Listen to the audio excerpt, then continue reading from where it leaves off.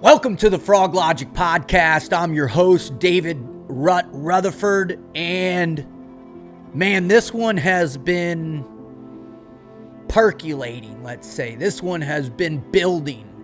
This one has been infecting, has been developing, has been really inspiring me over the last few weeks in particular, in the lead up to what is undoubtedly the most disgusting, perverse, political and social environment our country has seen in generations. I know you guys are usually fired up to have me come on and be like, wow, it's going to be an epic show. You're going to love this. This is going to be hoo-yah, and this is going to be awesome. And man, I've got a guest that's going to lift you up. And you know, I have a tendency to want to do those things, to bring you honest evaluations of the human condition, to really be able to dig in. That's what Froglogic is about. It's my 30-year journey of trying to explore, experience, and understand the human condition. And Froglogic is the result of those discoveries, those truths that I and the communities I've been a part of as a Division I athlete, as a Navy SEAL, working for Blackwater, as a former CIA contractor and instructor, and then most especially as a motivational speaker and performance coach for the likes of the 2018 Collegiate World Series champions, for the World Series champions Boston Red Sox, for Fortune 100 companies, for individuals and young men throughout the entirety of my adult life, man. These are the truths that I believe are the most important truths that we have to understand in our lives. The truth of certain things, the difference between right and wrong, the truth on how we govern ourselves, right? What morality do we dig into? And what we are bearing witness to is an absolute deconstruction of the very fundamental ideas and concepts that hold our society together. The very fundamental realities to what make us, what enables us to live together without butchering one another, that enable us to support one another, to have strong communities, to support one another through all the different variations that we've concocted as the social fabric of America, man. And what's happening is those pieces of fabric are being pulled apart one at a time. Well, I feel like right now it's not little threads that are being pulled out at all, little pulls on the fabric of our union. Right now, people have a friggin' weed whacker on that quilt, right? Or a flamethrower burning up the very thing that protects us, that the framework or the fabric that enables us to live together in some type of harmony, man. And that's what's going on. And the reason this is happening, and the reason I believe this is happening, is because there is a virus that is existing right now. There is a virus that is being spread. There is a virus that is taking over the minds of millions and millions of people in this country. There is a virus that is being infected at all levels of our society, from the elite down to the poor and all of us in between, right? There is a virus that is infecting us. And this virus is a cancer on the establishment of truth, on the truth of morality, the truth of the truth of what holds us together, man. And because all that's in question, we are bearing witness to something that is truly catastrophic if it continues. And so that's what today's show is. And the name of today's show, the Froglogic podcast, is It's My Truth, damn it. The virus of moral relativism. Now, man, if this is your first show, listen to me. I can't thank you enough for joining in. I just, it's been such a privilege and an honor bringing you shows since 2013. That's right. I've been podcasting that long. My original show is called Navy SEAL Radio. And then I spent 3.5 years on the Team Never Quit podcast with Marcus and the Wizard, which we had some incredible opportunities to deliver some really incredible positive content for people over that time. And then really since last year, August, I reactivated this podcast, the Froglogic podcast. And man, you guys have really showed up and supported me. I can't thank you enough. The numbers every week that I deliver a show, or every couple weeks, and that I just have this incredible base of loyal followers and fans who seem to like the way I talk about things. And for that, I have immense gratitude for all of you. It just means the world to me that you continue coming back. And if you really enjoy it, man, I would love it if you if you subscribe on my YouTube channel where you see this here.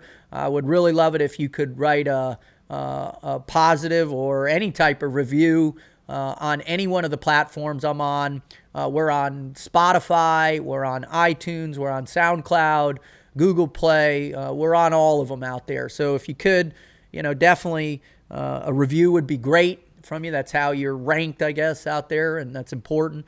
But more so, I just would really appreciate it if you know somebody that could benefit from any of the shows that I've done, somebody that needs a little pick-me-up, somebody that needs a little Froglogic in their life to adapt to this perpetual pain that we're existing in right now, this pandemic, the social unrest, the political firestorm, the hate and discontent among citizens of America, the plague that our children are facing from not being able to go back to school in by the thousands, the assault on our civil liberties on every level.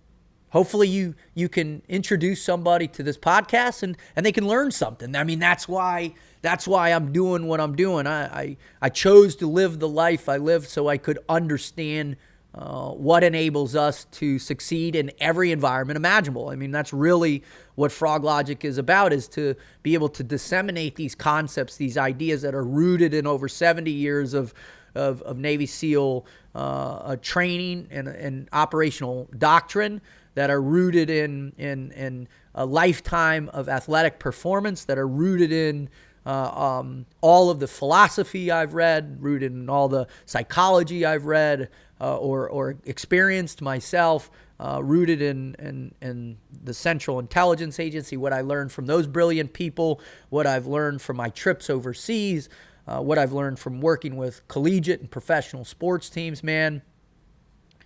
All of these experiences have gotten me to the point where I think I'm able to compile these thoughts and ideas in a way that will benefit you. If you have an open heart, an open mind, and want to hear from a guy like me. And mind you, I'm no expert on anything. Every single day is a learning day for me. Every single day. I remember when I was a little kid, my father, an attorney, a very intellectual man, always just said, every day is a learning day, David. Every day is a day, an opportunity for you to get out, to come out of your comfort zone and expose yourself to information that can help shape your perspective of the world in a healthy and positive way.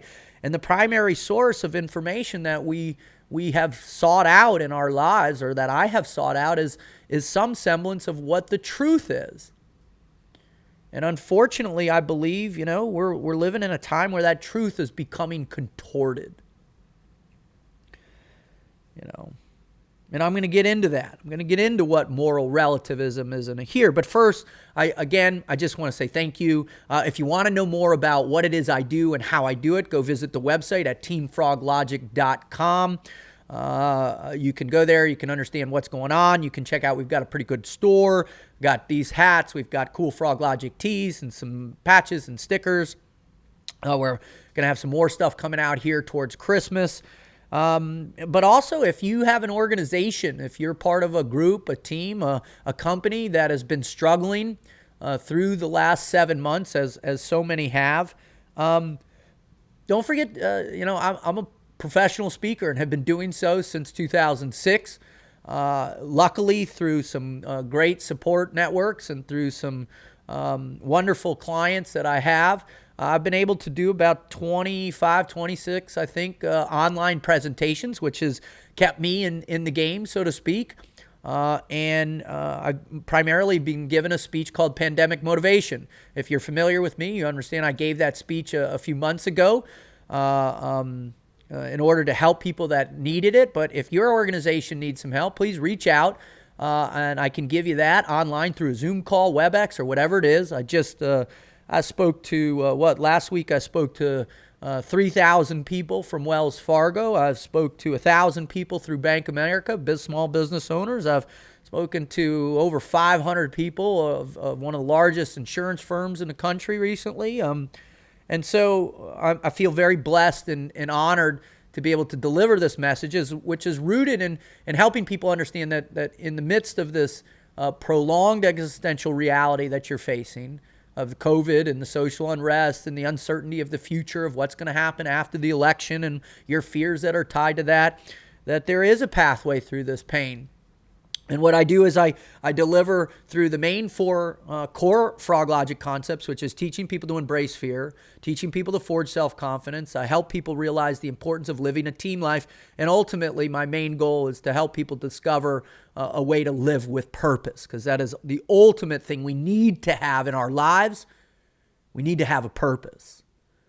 We need to be able to answer those age-old questions. Who am I and why am I here?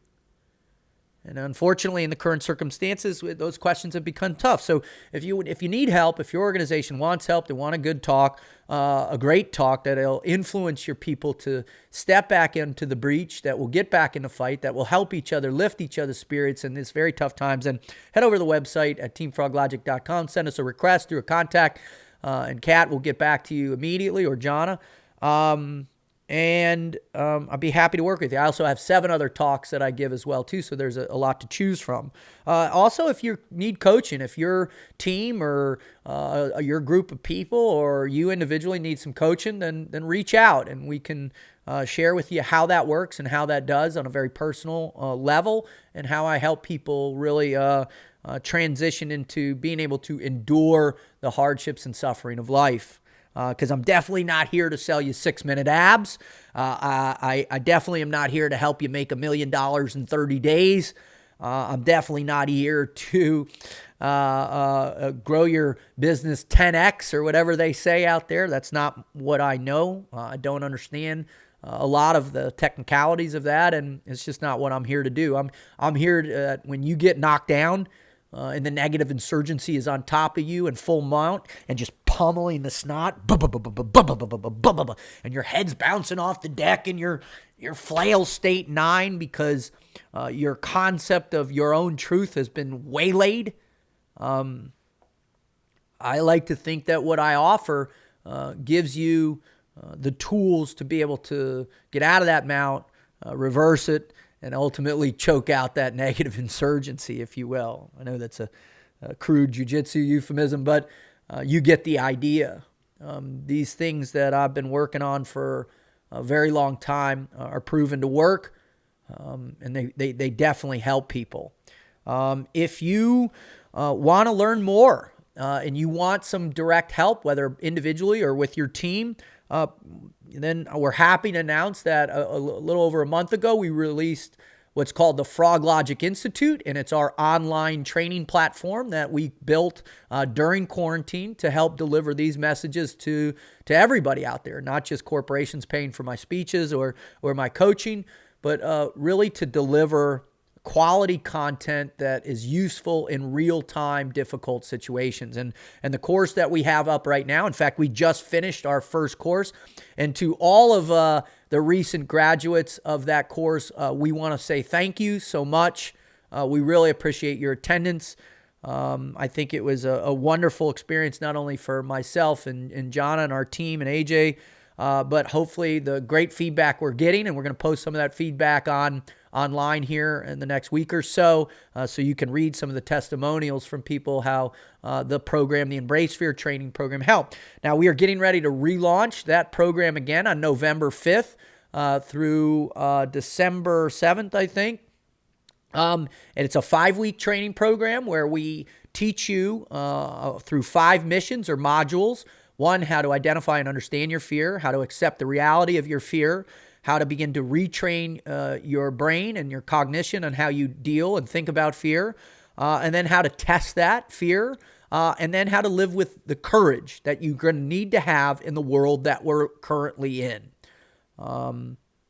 Because in my estimation, it's not going to dramatically improve even after the election.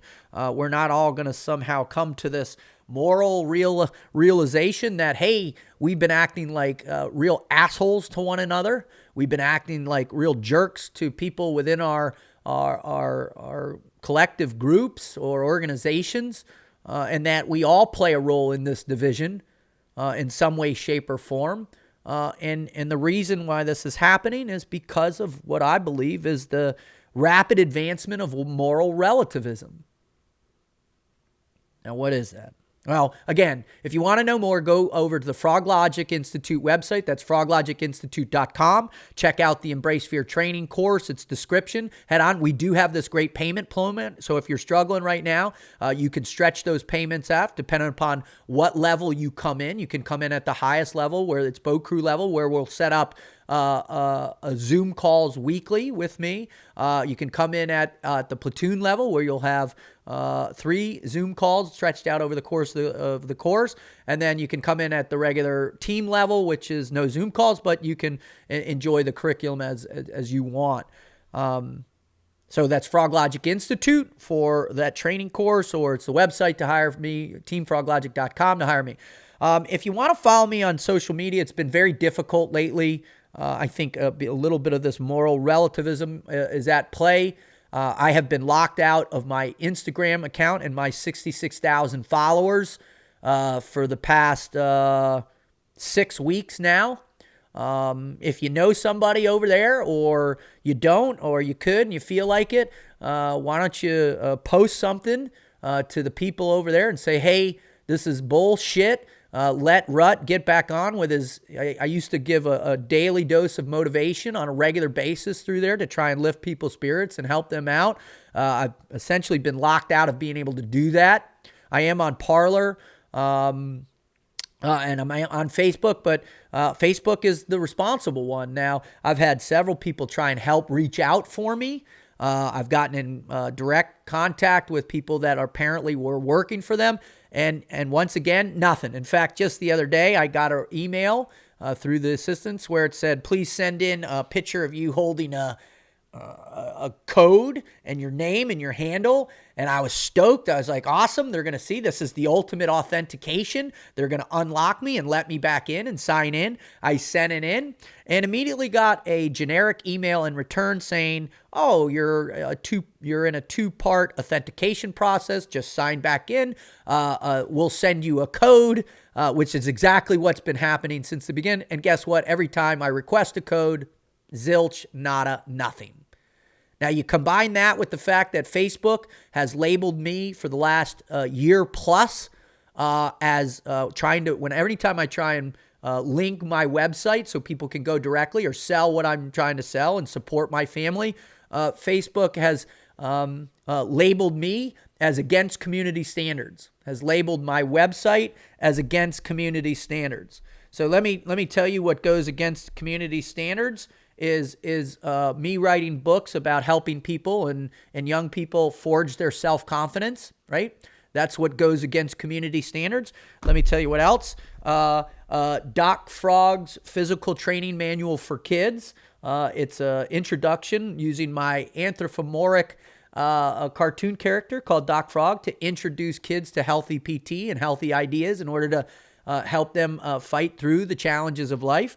And then this one too, my latest kids book, which is Doc Frog's Anti-Bully Manual, where he and 3 other of his buddies get out there and they teach kids how to fight back against bullying by conducting a counter-surveillance mission and really to be able to turn into the authorities a very effective way to stop bullying. And it's how prevalent it is right now. And it's off the charts. And then also, these great journals that you'll get when you start the Embrace Fear training program. And it's a journal where you'll really dig in and be introspective about who you are and your fears and how to defeat them, all against community guidelines and standards at Facebook.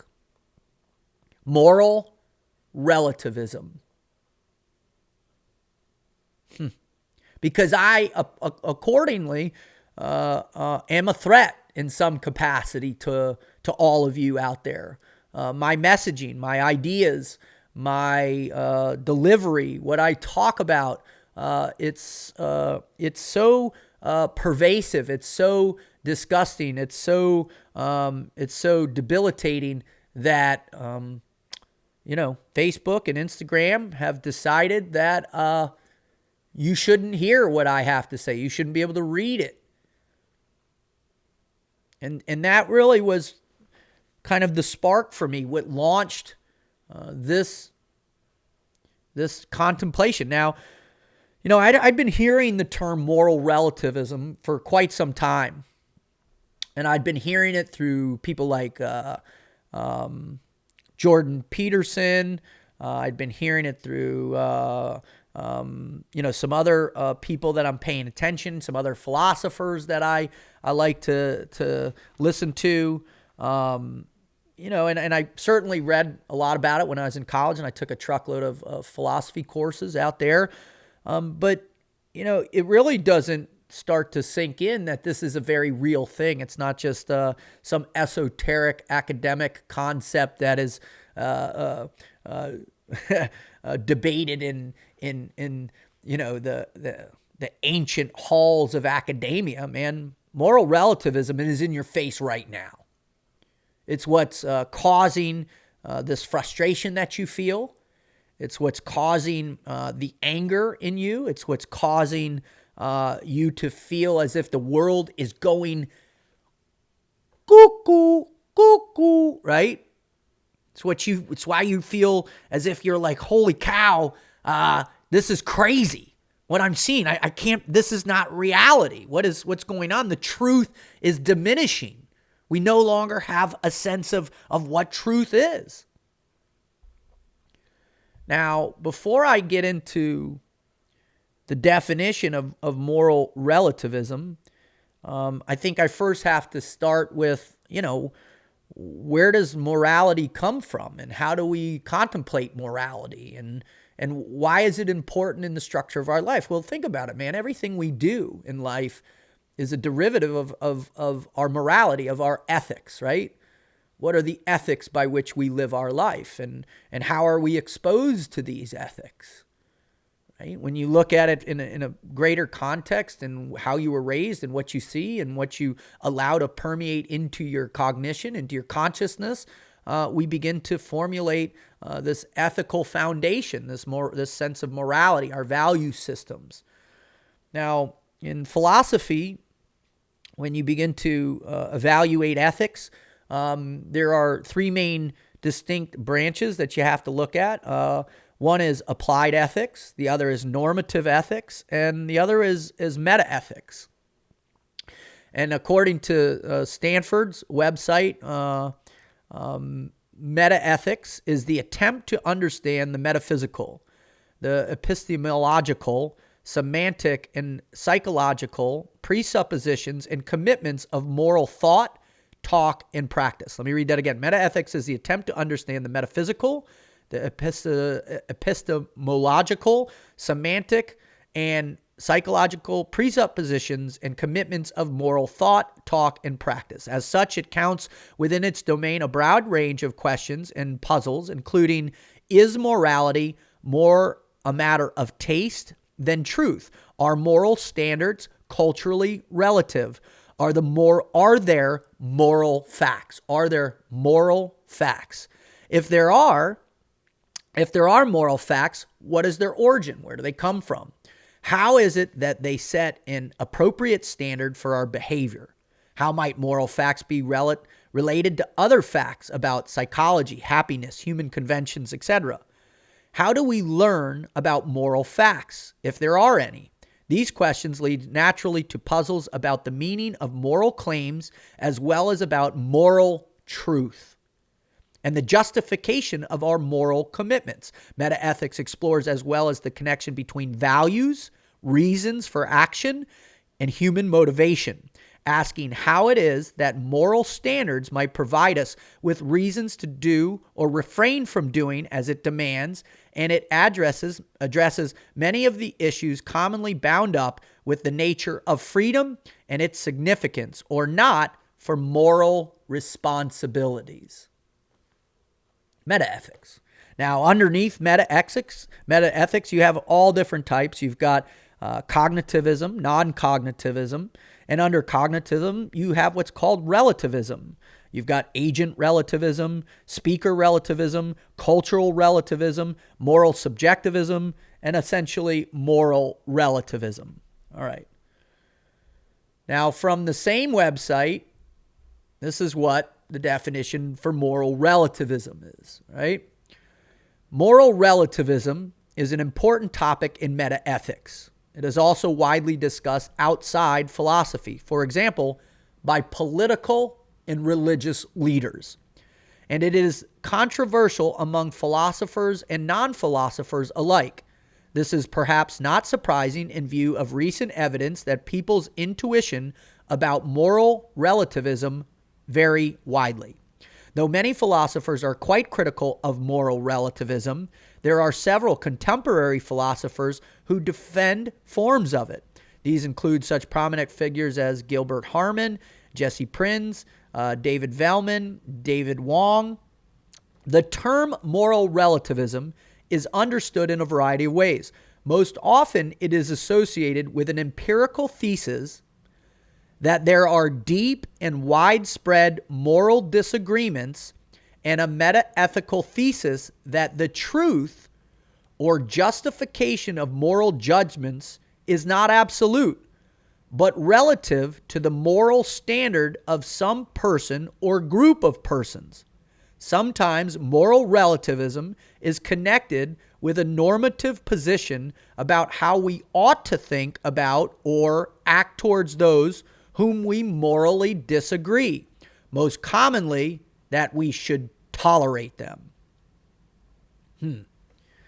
Now, the other definition I have when I was doing the research on this is that all motivating reasons for morality are internal. They come from the individual, the agent. Each agent is responsible for defining their own morality by what is possible and useful to the agent. All right, let me break this down for you. So, what philosophical moral relativists believe is that every person is responsible for conjuring up their own sensation of morality, their own sensation of ethics. And that can be determined in any capacity. All right, so if I want to go out and I believe it's okay to lie, cheat, steal, manipulate, cajole, kill, murder, then that is my truth. That is my genuine sensation of morality. Therefore, it makes it right. Now, people who oppose this out there, which is a lot of people. There's a tremendous amount of postmodern thinkers that are in total support of this, especially cultural relativism, that the culture determines what's right and wrong, that they believe that this is the way enlightenment works. This is what Immanuel Kant was believing in when he was during the Age of Enlightenment, when he wrote his Critiques on Reason back in the mid-1700s, when he said, hey, listen, we need to separate ourselves from the church in its control over our sensation or our structure of morality. And we need to be able to, through reason, we need to be able to, through our own categorical imperatives, that's how one of Immanuel Kant's big ideas, we come up with our own commands that we must follow. Regardless of our desires, our moral obligations are derived from pure reason, that we all innately understand the difference between right and wrong. So he was trying to set up some type of non-religious based concept for people who don't have steadfast commitments to their own religious sense of structure and morality, but they can generate it through the concept of reason itself.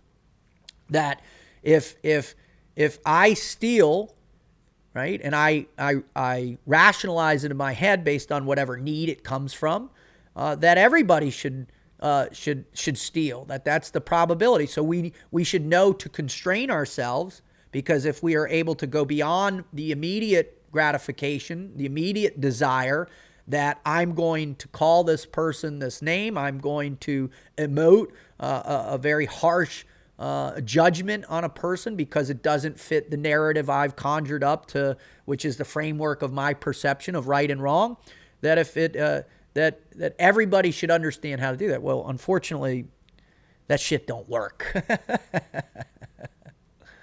That stuff doesn't work, man. And so what we're having right now is we're having this second great wave of moral relative permeate into our particular culture, American culture right now, I believe.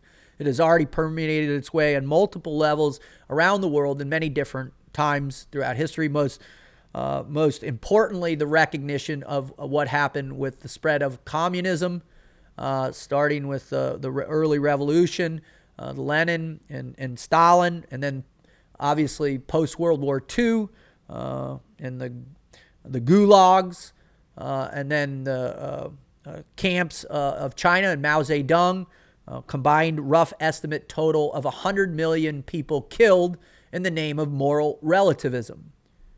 Their ideas, their concepts didn't fall in line with that of those that had ascended to the top, the purveyors, the priory of knowledge, if you will, those who were able to see above the rest, those who were uneducated, those who were less strong to carry the torch, if you will, for the groupthink. So those people in power ascended to the top, and then because of what their framework of morality was, they decided to annihilate 100 million people in the 20th century.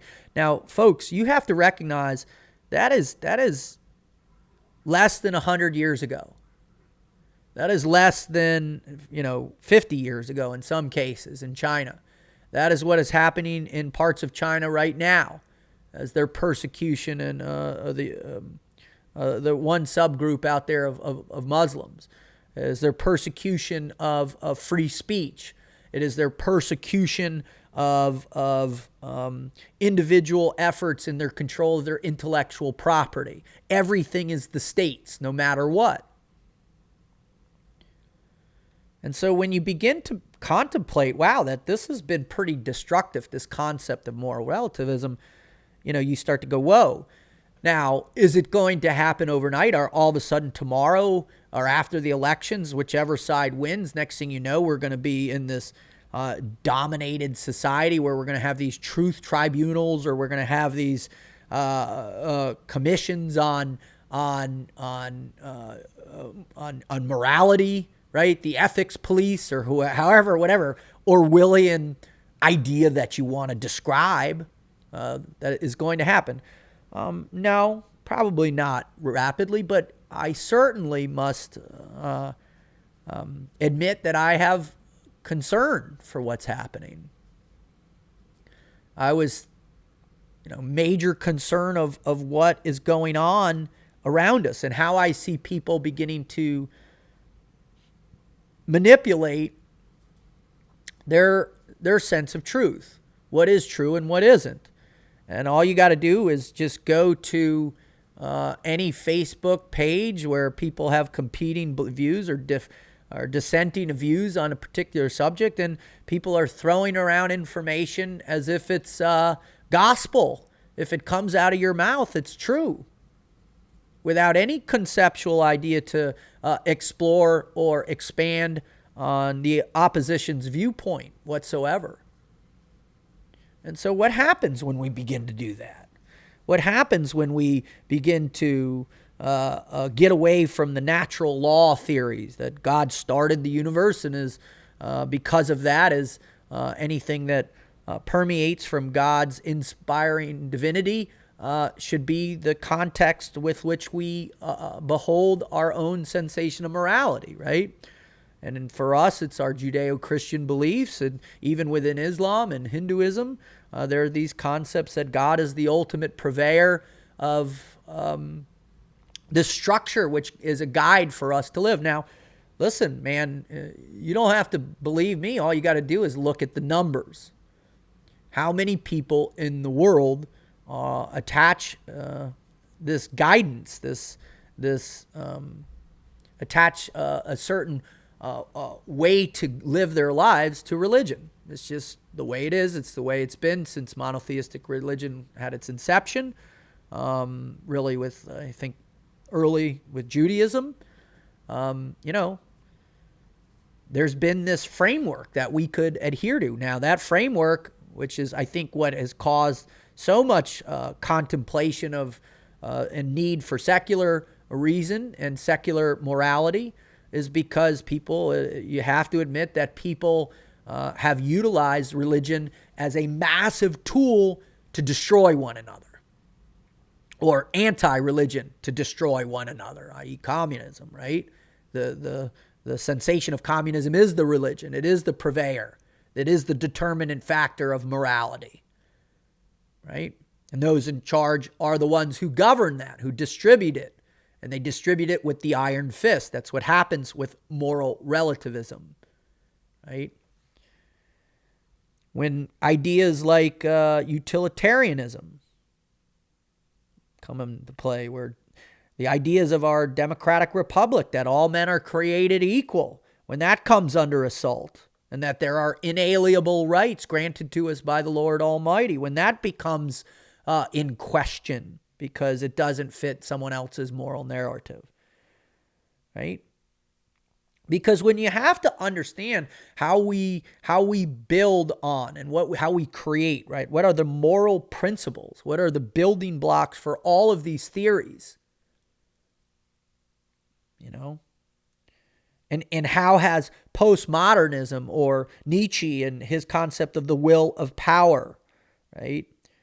How has it intentionally initiated these very substantial contradictions in our life? And what is the purpose behind it?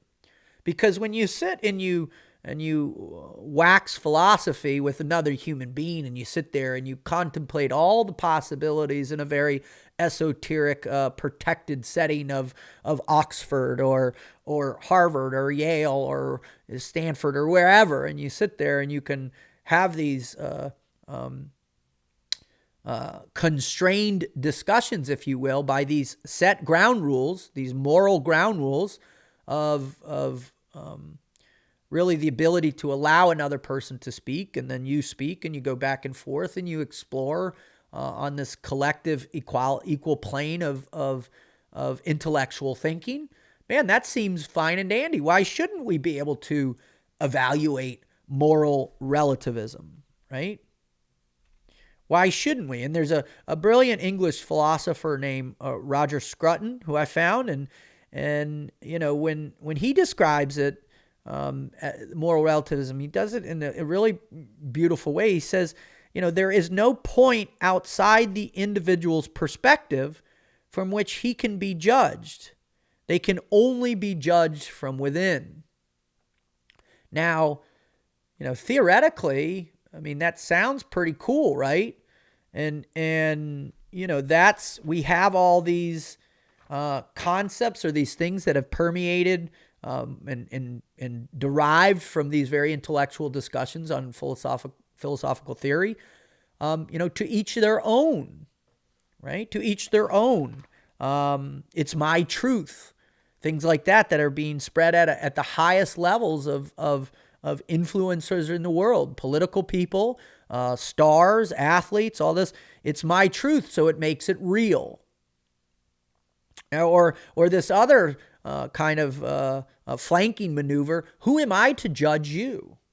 Who am I to judge your moral relativism? It's your truth. You've earned that right through your experience, through your framework, through your trauma, through your oppression, if you will. And that's the number one reason why I think this is really exploding right now, is because we're in this very tense period where oppression is being utilized as this tool for a shift in the hierarchical structure of our systems, our government systems, our societal systems, right? If you put pressure on somebody and you call out them for being oppressive historically in the past without any contextual relevance to all cultures around the world at all times, right? But you individualize it as a specifically targeted attack on one particular group, you can justify your moral relativism to fit that narrative, to restructure the oppression, if you will, to restructure, to flip it back on itself, and to unjustly label oppressors who are, through time, through history, have no direct correlation to whatever original oppression you're citing as the reason for your moral relativism. Or what's actually you're talking about it is that you're saying that the traditional constructs of morality, they're all fake and they're not real because they didn't fit. And perfect example is this recently Columbus Day, which is no longer allowed to be Columbus because Columbus was a bad guy, and the Spanish conquistadors used to go in and they would rape and pillage and destroy many cultures, Aztec and the Inca of South and Central America, even North America, that they were these dominant, immoral, European elitists, these imperialists that came in and destroyed these cultures whole-handedly, Native Americans and both North and South. But the challenge is when you formulate the argument in that capacity, man, they really sound like horrible people. Although they were able to bring a sensation of modern thinking or the advancement of thinking from the 1700s, the Age of Enlightenment, over to a place where when you look at certain rituals from specific indigenous people, I guess we can be morally relative when we evaluate their sacrifices. Sacrificing potentially tens of thousands of children and women and kids, and how they used to use heads as athletic equipment, or how they would open up children and eat their body parts or display their body parts. That's okay. That's okay. That's their indigenous right. But yet these people, these people who are driven by conquest and enslavement and oppression, man, they're worse than these people.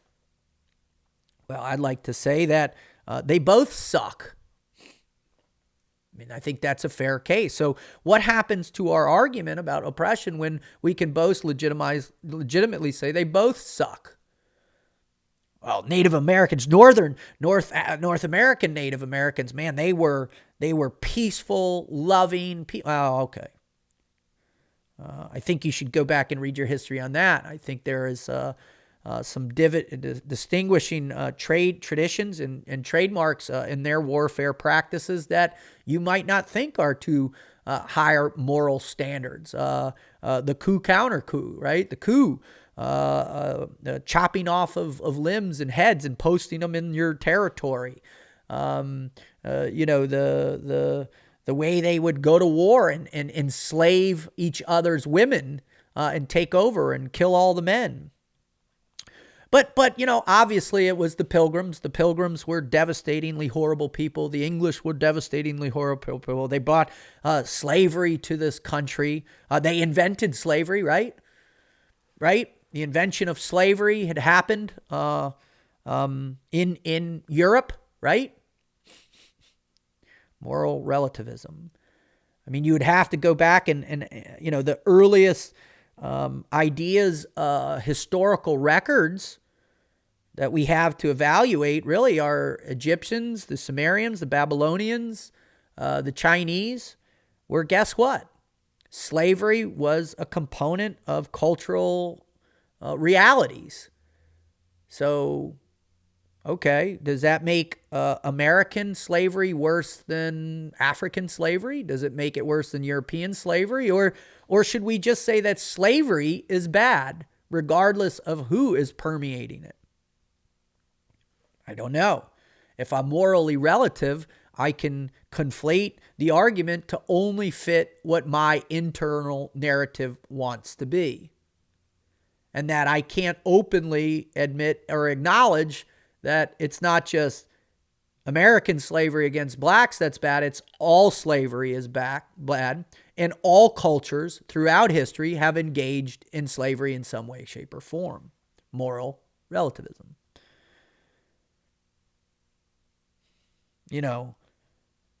When you begin to imagine, these categorical imperatives, because I'm not going to get to the faith part until the end here by any stretch. When you begin to start to understand these categorical imperatives and you understand that reason is a great purveyor of our ability to control our own desires, to recognize that if I just freely allow my desires to control my actions, that's going to break this innate, very natural contract that we should have amongst one another. Is I'm going to let you be to do your thing, you let me to be to do my thing. Should we come together? There's some type of existing agreement that says, hey, I'm not going to butcher you. You're not going to butcher me. I'm not going to steal from you. You're not going to steal from me. It would behoove us in some capacity to work together in some, whether it's through trading, whether it's through sharing, or whether it's coming together as a collective tribe or group to enhance our ability and our offspring's ability to continuation of the species, the continuation of our growth, the continuation of our intellectual advancement to where we can get to the place in 2020 on October 22nd and be able to discuss moral relativism with some sensation of reason. But I don't think that's happening. In fact, I'm bearing witness day in and day out of this division, how one group or multiple groups of people are all beginning to individualize morality. And not through any classical sense of critical thinking or discussion or deductive reasoning, to where we dismantle certain arguments in a healthy way, like that coffee shop off campus somewhere or that protected arena. But we're doing this on the streets by burning things down, by shooting each other in the face, by rampant, unrestrained gang killings, by the falsification of information, the outright lies from our political leadership. And that's troubling, man, because when how does a society function at its core, right? How do we come together every day? How do we interact with one another in a healthy way? Well, first and foremost, there's got to be some semblance of law and order, right? There has to be some construct that the moral obligations that you feel are similar to the way I feel, and that we know if we do reach a disagreement, it's not going to elevate to where there are no consequences if we were to butcher one another. That's a pretty good starting place, right? That's a pretty good starting place to think about, right? And where did this come from? Where did this arrangement evolve from? Well, I like to believe that through Judeo-Christian Western development and belief systems, and the golden rule, we were able to evolve to a place where that made a lot of sense to everybody. Could agree on that. Hey, you think that's a good idea? Yep, man, I like that idea. How about you over there? Yep, I like it. What about you? Yeah, I think this is a good way to do it. Let's agree not to butcher each other. And that was a great starting point, because it's wrong to kill one another, right? It's wrong to murder each other senselessly. Now, don't get me wrong. History has proven that we are very efficient at it. We're incredibly good at it. I saw this post the other day that, people were calling out America for the tragic nature of our foreign involvement and the destructive nature of all of our militaristic capacities, i.e. dropping atomic bombs on Nagasaki, and the completely immoral nature of that, or how we firebombed Dresden in Germany, and how we've gone overseas and annihilated hundreds of thousands, if not millions of people overseas in our collateral damage of our wars against radical Islam. And yeah, man, yeah, for sure. There's a place where we can all say that's horrible stuff. But why did we do that? Why did we drop two bombs on Japan? Well, Japan had determined that it wanted to co-conquer the world. And I guess what we should ask is, was it morally sound that they annihilated 30 million Chinese people? Was it morally sound? Was the March of Bataan? And I always hear this argument, we put Japanese people in these internment camps and all that. I'm pretty sure at not a single internment camp, nobody's head was chopped off, as the Japanese regularly did, or what that one unit, 721 or 741, whatever it was, that they had experiments on human beings. Or how about Mengele, Nazi Germany, and the 6 million people they annihilated? Because I'm willing to bet that if you went back and you talked to some Germans, through the unfortunate reality of groupthink, many Germans who were probably really decent people went along with it or didn't stand up against it because, one, they were in fear of their lives. That if they said, hey, this ain't cool, we shouldn't be doing this. We shouldn't be wrongfully annihilating an entire group of people based on their religious background or their sexual preferences or whatever it might be. I guess, who is right then? Or was it, how do we begin to judge all this stuff? Well, in the grand context of things, all of it's wrong, right? But in its fundamental reactivity, I don't think what America was trying to accomplish was we were trying to be as immoral as our enemies, although oftentimes the only way you can combat extreme violence is a greater degree of violence. You have to crush the will of your enemy. Now, you might not think that that's morally sound. You might not think that that's a reality, but it's the truth.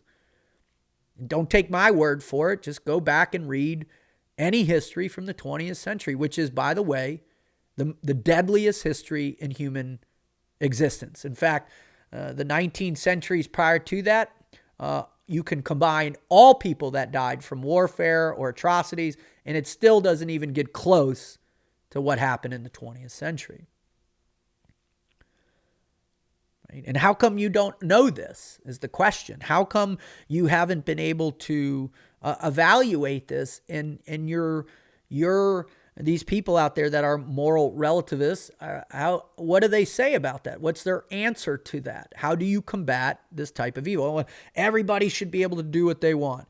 Everybody should be able to control and live in their own sense of truth. And that'll be the great, because we can ascend to this utopic society, if you will. We can ascend to this place where our cultures, our subcultures, our groups, right, our professions, our class system, our families, our peer groups can all be controlled by our own individual responsibility and accountability, our own individual ruggedness, if you will. Now, I don't know about you, but I don't think there's any way in hell that that's going to happen. Just the sheer statistical reality of how many psychopaths are in the world. The statistical reality of how many sociopaths are in the world. Whatever that percentage is per population, those are people that are always going to be relying upon moral relativism. All right, so how is that affecting where we're at right now? Well, I think what you have to ask is yourself, what is your truth? And does your truth match, if it's radically different from another person's truth, have you asked yourself why? All right, where is the information coming from, and what are you believing that is forcing you to say, the person, my neighbor across the street who has a different sign in their front yard, they're evil. They're morally corrupt than I am. Well, man, that's hard. It's a hard thing to understand. Well, I think the only accurate way is to better understand your neighbor. Where they grew up. What are their belief systems? What were their influence? Where did it come from? What are the subcultures? Where did they live in America? Did they live in the South or the North, the Northeast? Did they live on the coast? Did they live in farm, agriculture? Did they live in the mountains? Where are they from? What schools they attended? What grade school? What were they being taught? What were their teachers teaching them? What were they exposed to? What types of theories were they consuming to reshape the framework of their morality, their developing morality? What colleges? Man, that's a big one. That's a major one. What college did they go to? What History 101 class were they studying? What were their ethics classes like, and what were they being taught as the reality of the past? We seem to forget that we have this automatic assumption that whatever is being taught out there, it's good, because all teachers and all corporations that print academic materials, they all have the same moral standards as we do, as I do, right? And my family, and what my kids are going to be taught. Absolutely. Same ideas, same. Whoa. And do you get in there and do you evaluate this? And then when you do go to, you get your first job, who are you working for? Right? What is their beliefs? What is their mission? What are they willing to do to achieve success? How far are they willing to go? What rules apply to them and what rules don't apply to them? Seriously, have you looked at who you work for? What are they willing to do? What exceptions are going to be made? Where are they going to invest politically? What is their stance on a particular concept? Are they forcing you to believe something you don't believe? Are they going to cancel you if you don't fall in line and fall in step or whatever? Or if you do openly express a particular idea or opinion, right? because that's what we're omitting here. We're omitting a lot of our opinions that are based on our personal feelings towards our perception of reality, our perception of morality.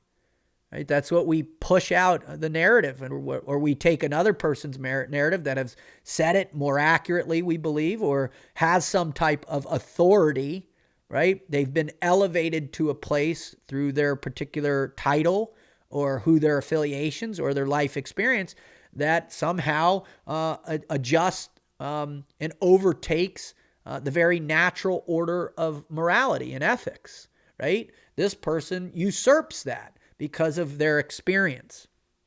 And the hierarchy of their experience is the determinant factor of their ability to influence their particular truth and infuse it into others. I don't know about that, man. I mean, when you take a step back and you go, all right, well, shouldn't we also look at their families, how they were raised, right? What influences they were being taught, right? What were their actions, right?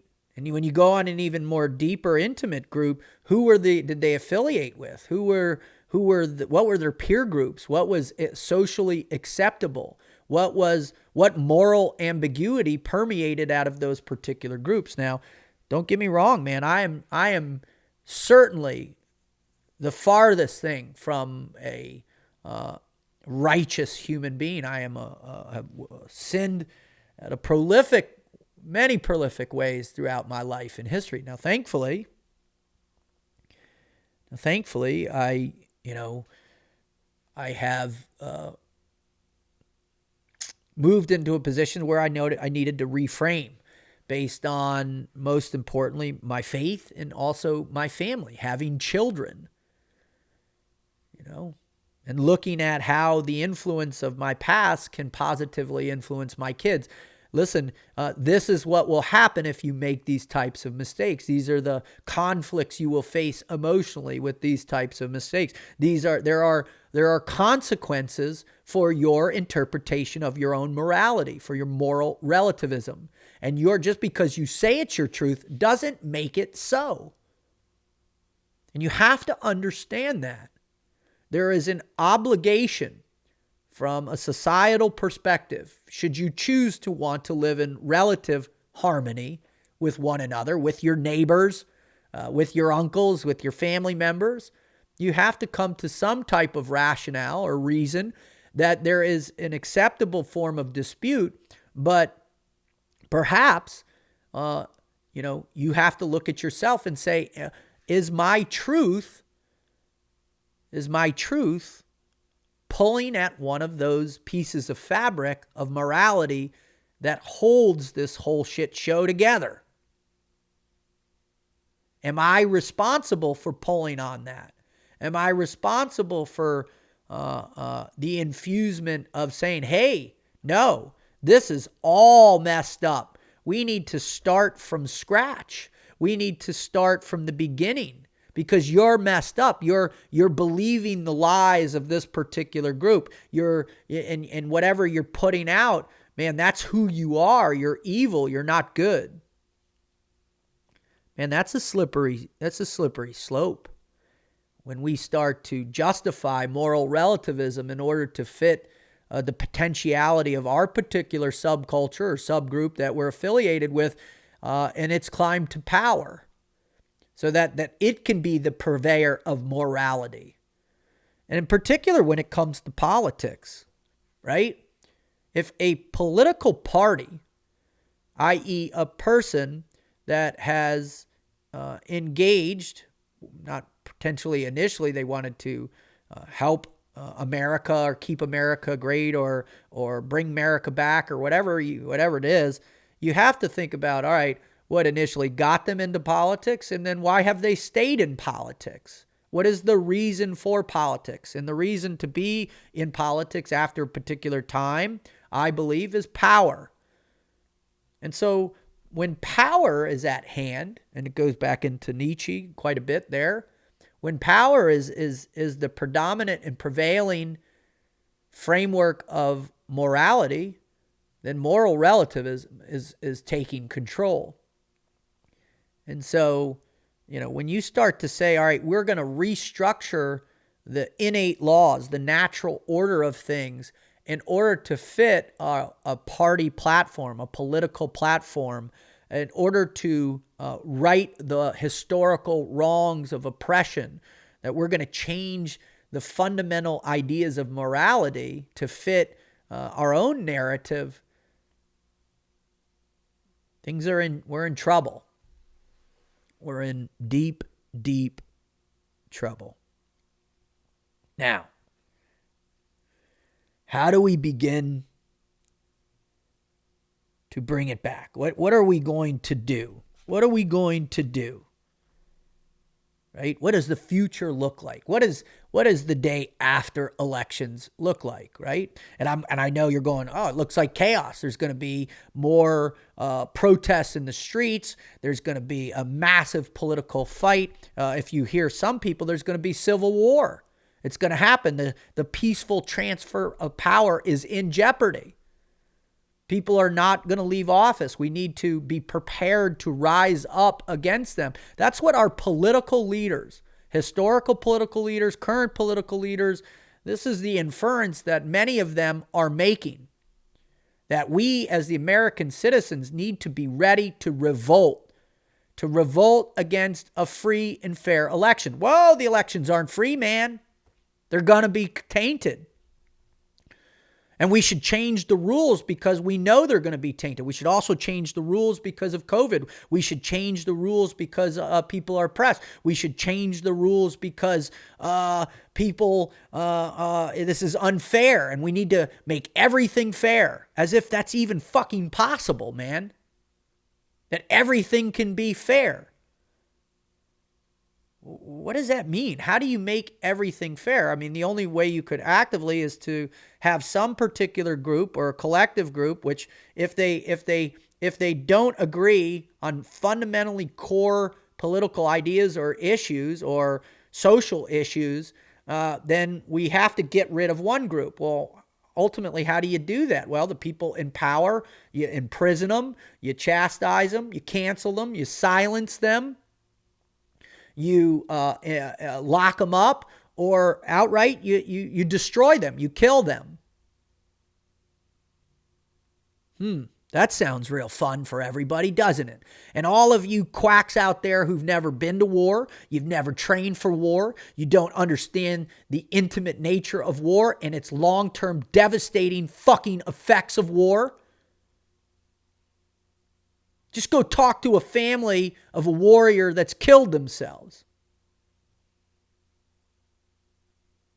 because of the impact of that experience. And I myself are going tomorrow to the funeral of one of my friends who committed suicide a week and a half ago after many, many combat deployments at the highest possible level. His demons got to him. And because he didn't feel as if there was any way for him to recuperate, he felt alone and isolated in this very tainted world.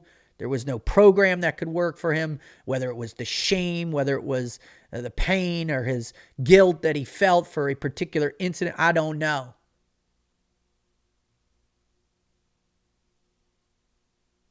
But as a society, we have made this morally relative. We have come to a place where it's acceptable that 17 to 22 veterans a day can kill themselves. It has become acceptable that over 700,000 people can die from opioid addiction. It has become acceptable for there to be rampant crime in our streets without any governance, without any police law and order, to strip down the fabric of our society, that one thing is right and the other is wrong because we say so.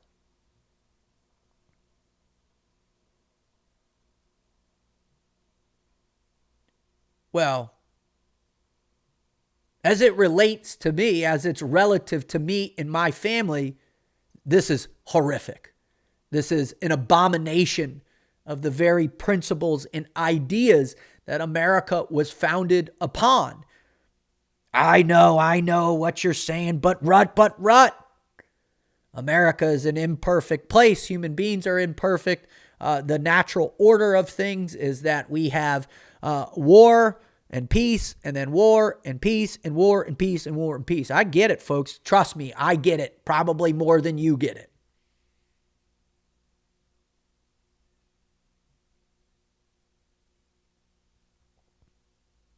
But we live here together.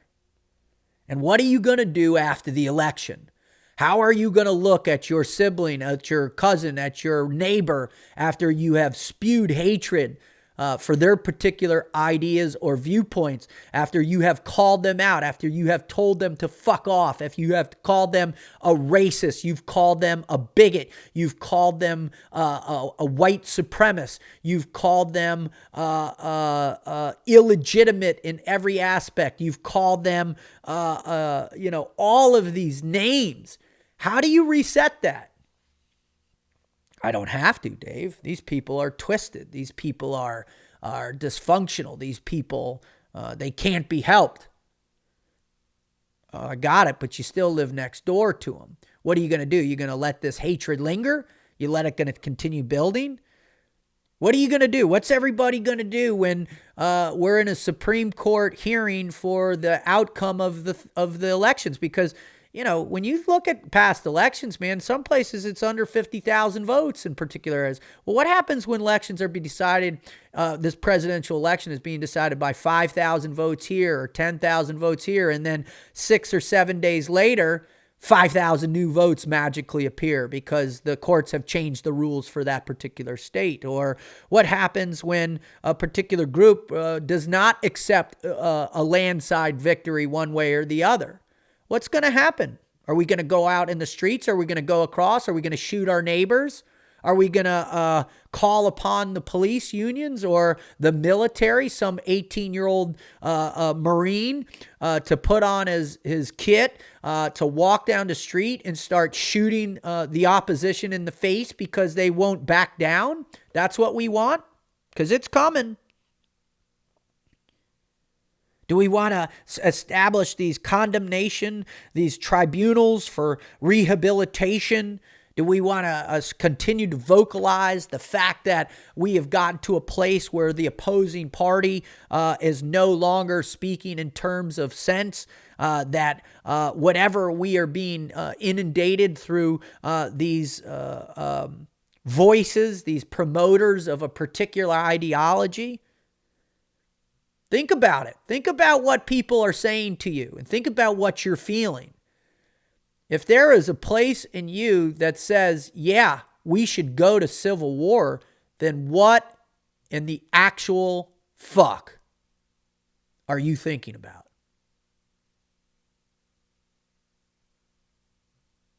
How have you changed whatever you at one moment in your life believed to be the moral structure of your existence? How have you come to realize that that is what is acceptable and necessary? To tear each other down, to eradicate a dissenting or different opinion because it doesn't fit your truth.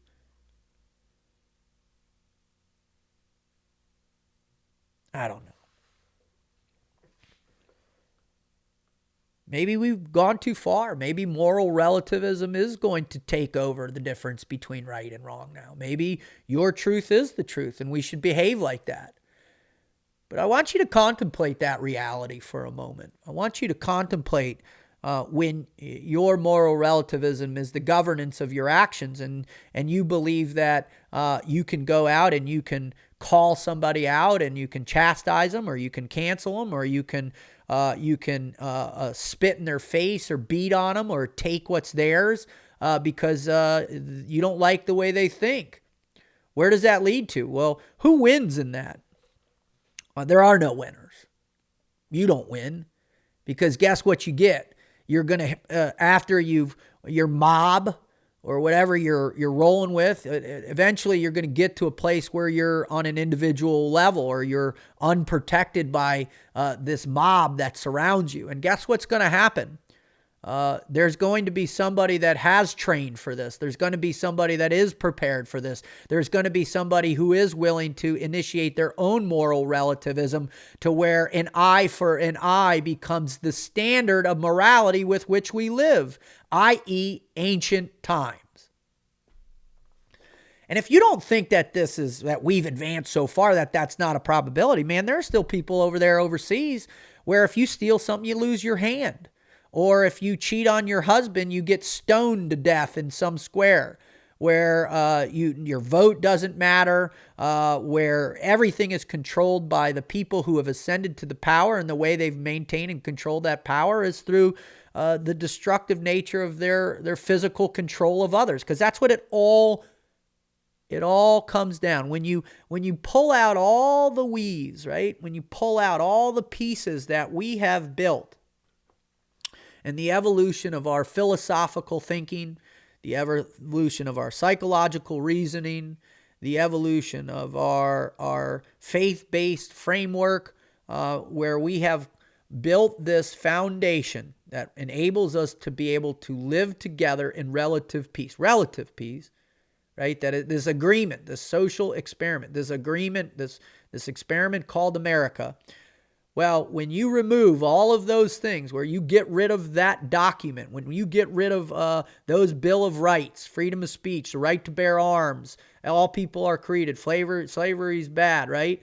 The right to a fair trial. When you get rid of all those things and you pull away, the only thing that's left?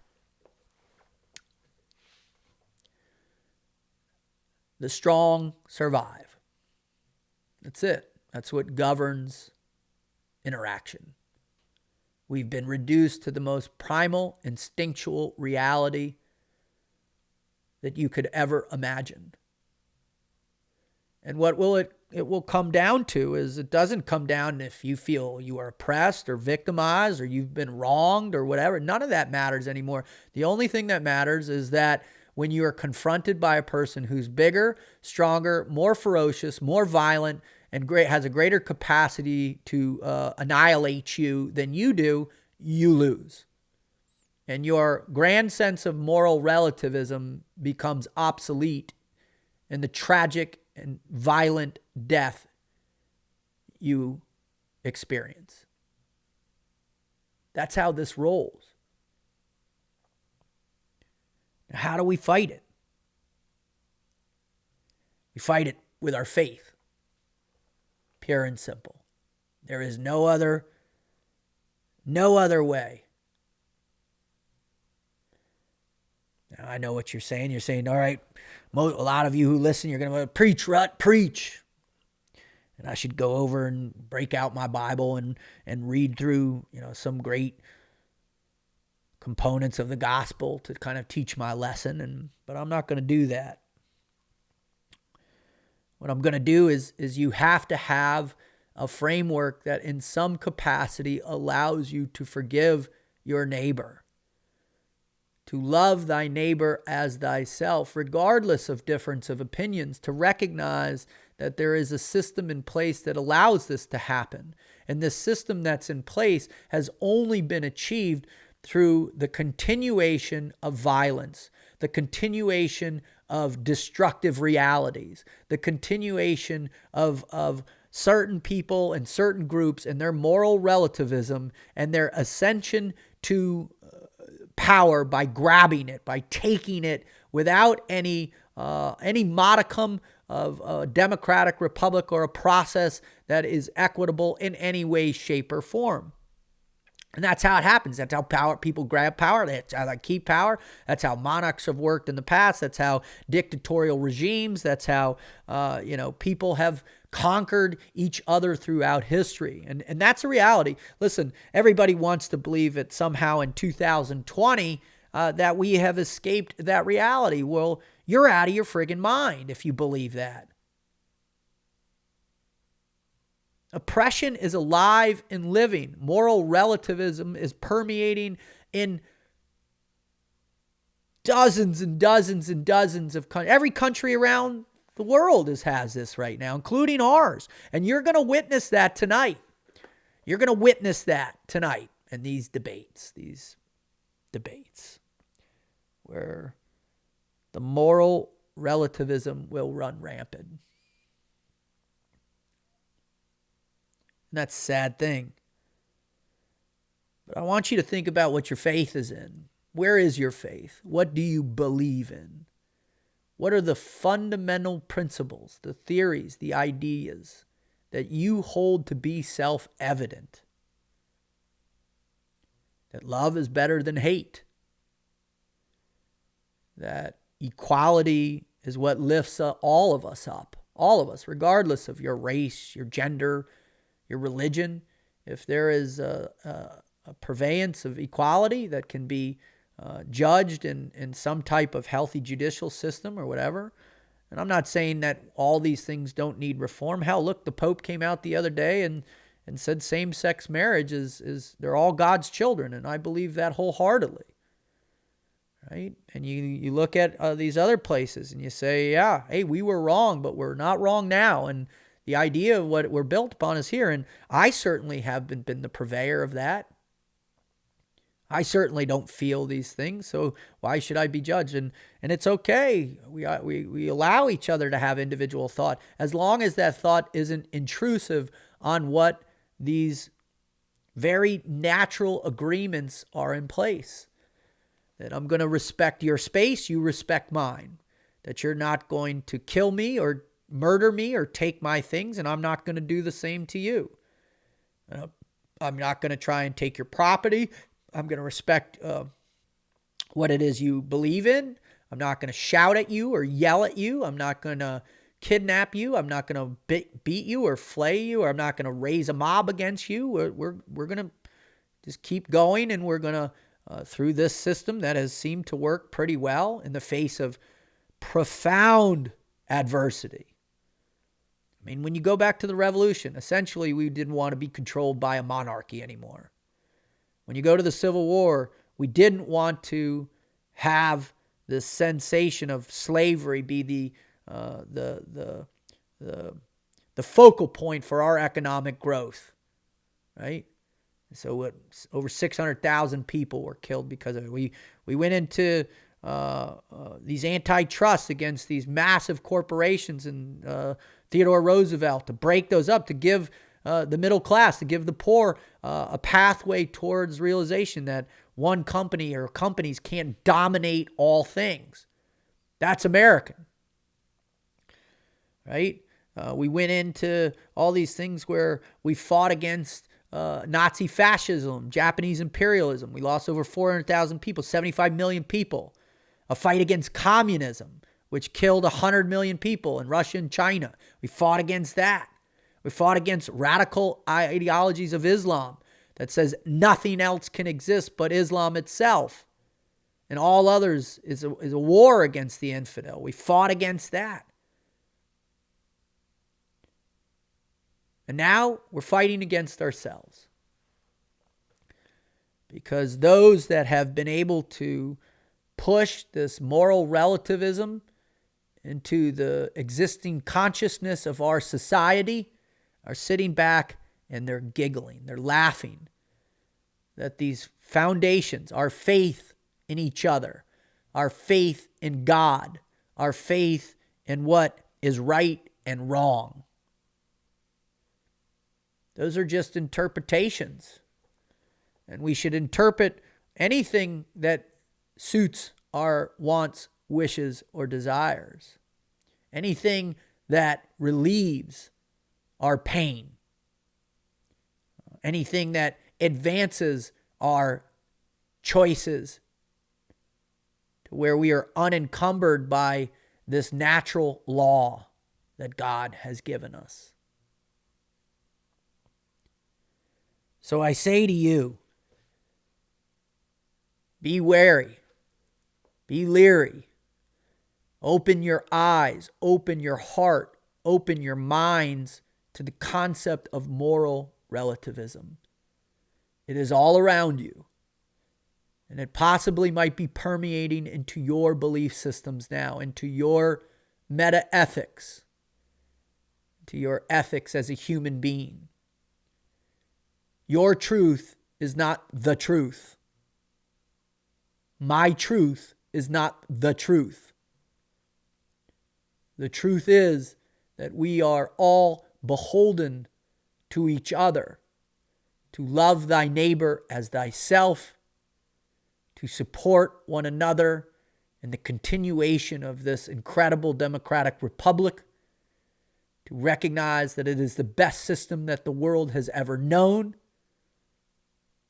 and that the truth is the truth, lies are lies, and that morality is governed by something much bigger than ourselves. I want to thank God. I want to thank Jesus Christ for showing me the morality that I want to live by, for exposing me to a pathway to salvation through retribution of my sin.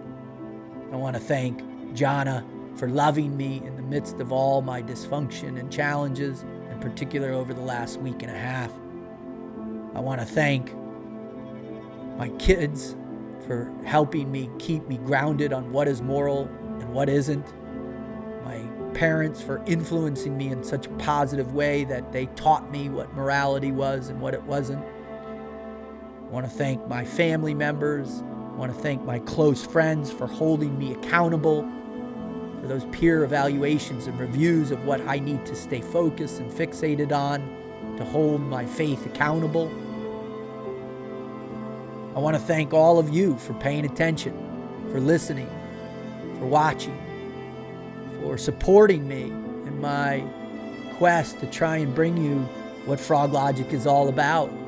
This idea that we all possess these specific traits within us that enabled us to succeed in the most difficult environments imaginable, the environments with which we currently live, and to tell you to keep your faith in each other, to keep your faith in God Almighty, to keep your faith that there are warriors for morality in this world and that you too should be one.